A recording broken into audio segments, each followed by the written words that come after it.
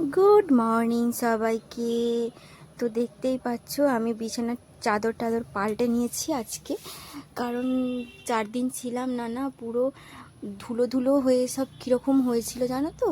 ওই যে পিছনে দেখতে পাচ্ছ ওই যে আমাদের দেওয়ালে ওই যে ওগুলো বালি বালি পড়ে না, মানে গরমকালে আবার বেশি পড়ে। ঘরে থাকলে কি হয় বলো তো, 3বার 4বার করে বিছানা ঝাড়া হয়ে যায়, কিন্তু ঘরে যখন ছিলাম না তো বিছনা ফিছনা অতটা ঝাড়পোছ পড়েনি, সেই জন্য পুরো একদম ধুলো ধুলো হয়েছিল।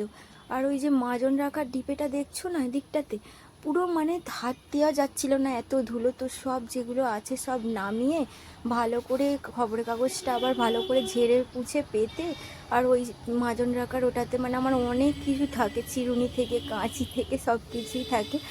আর ওইটা মানে ভালো করে ধুয়ে দিয়েছিলাম, ধুয়ে শুকনো করে আবার জায়গা মতো রেখে দিচ্ছি। মানে ঘরে মানুষ না থাকলে কি যে অবস্থা হয়, মানে কি বলবো, ধুলো তো এমনি জানলা ফুঁড়ে ঢুকে আসে, তার উপরে আবার মানে না থাকলে, যদি থাকা হয় সব পরিষ্কার পরিচ্ছন্ন সব কিছুই হয়ে যায়, কিন্তু মানে কি বলবো এত অবস্থা খারাপ হয়েছিল ঘরে এসে, মানে আমি রান্না করারও সময় পাইনি এত ঘর গোছাতে গোছাতে।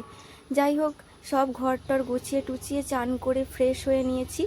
আর ফ্রেশ হওয়ার পরে দেখো এদিকে আমি ছেলেদের সঙ্গে কথা বলছি, ছেলেরা বিছানায় উঠে আবার ওই সব বালিশ টালিশ সব ফেলে দিচ্ছে, ওদেরকেই আমি একটু বকাবকি করছি, কারণ আমাদের মানে বিছানায় কিছু ফেললে না শুকনো দেওয়ার ভীষণ অসুবিধা, মানে আমাদের একদম জায়গা নেই শুকনো দেওয়ার। আমাদের এই যে এই দড়িটা দেখছো, এই দড়িটাই মানে শুকনো দেওয়ার সম্বল, ঠিক আছে।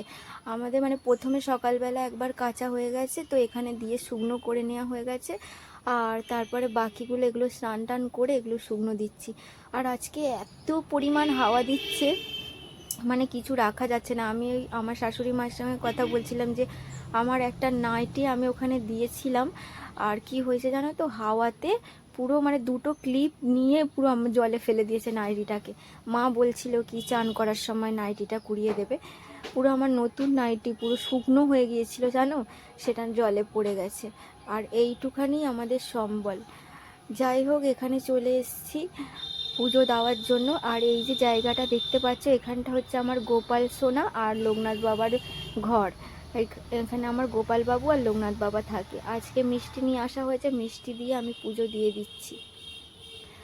আর এখানে তুলসী পাতা নিয়ে এলাম, নিয়ে এসে ঠাকুরের সেবা দিচ্ছি। আর দেখবে এই এই যে মিষ্টির প্লেটটা সরিয়ে রাখলাম, এটা আমার ঘরে একটা ঠাকুর আছে, আমি তাকে দেব।